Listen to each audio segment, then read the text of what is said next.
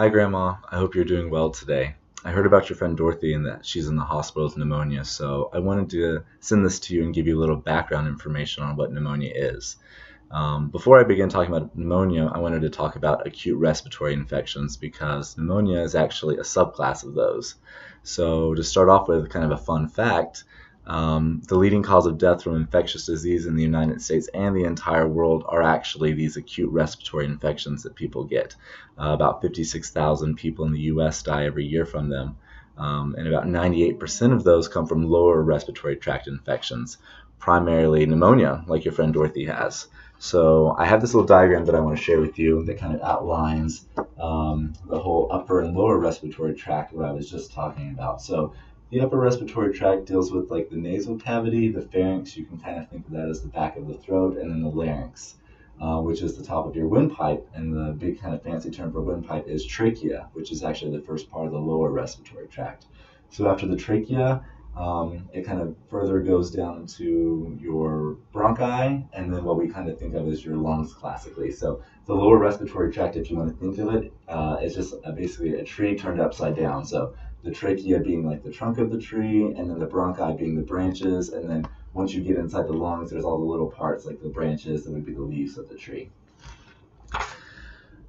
So with that said, we were talking about the acute respiratory infections. So acute being acute, and then we can think of being chronic. So an acute respiratory infection lasts less than 30 days, where anything chronic would last more than 30 days. You might be thinking, what is an acute respiratory infection, or how is it diagnosed? So it's usually diagnosed maybe with a doctor listening to your lungs. They're listening for sounds of when you're cracking, bubbling, and rumbling when you're breathing in, and then they can actually go back and confirm that by giving you a chest x-ray or doing a complete blood count on you to look at different blood markers to see where you're at with that infection. But back to your friend Dorothy, right? She had pneumonia, so I'm going to talk to you a little bit more about pneumonia now. Another fun fact at this point, pneumonia is the leading cause of death in children under 5 worldwide. About 1.2 million deaths occur to children under 5, which is about 18% of all deaths for children under age 5. But I want that to kind of freak you out, Grandma, a little bit. With that said, Streptococcus pneumonia is actually less contagious than the flu, if that kind of puts you at ease a little bit. You can get it from droplets from an infected person when they cough or they sneeze, and it kind of is atomized into the air at that point, or you can get it from touching contaminated surfaces. The clinical presentation of Streptococcus pneumoniae, it's pretty sudden in onset. You can have a fever, you can feel tired, chest pain, and if you have coughing, which most people who do will have coughing, there might actually a blood-colored tinge to your cough at that point. Those are all signs and symptoms that someone might have Streptococcus pneumoniae. The diagnosis is pretty much the same as an acute respiratory infection.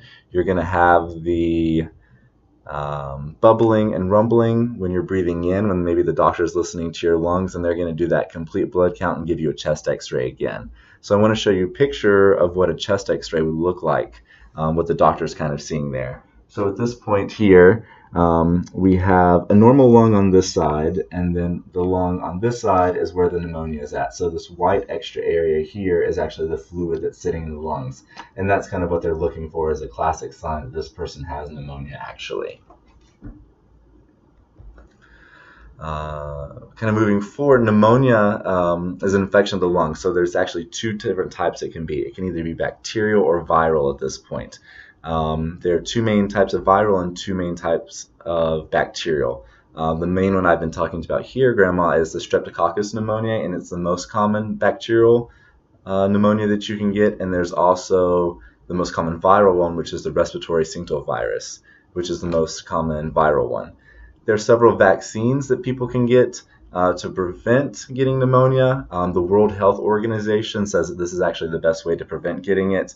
And the 2 different types of vaccines are the pneumococcal polysaccharide vaccine and the pneumococcal conjugate vaccine, so abbreviated PPV and PCV respectively. But good to know that there are certain antibiotics that can kind of help with this, Grandma. There's vancomycin, fluoroquinolone, and a 3rd-generation cephalosporin antibiotic that can help target the Streptococcus pneumoniae. and actually treat it. So I hope I've given you a little bit more information. I really do hope your friend Dorothy's feeling better soon. We'll talk to you later, Grandma. Bye.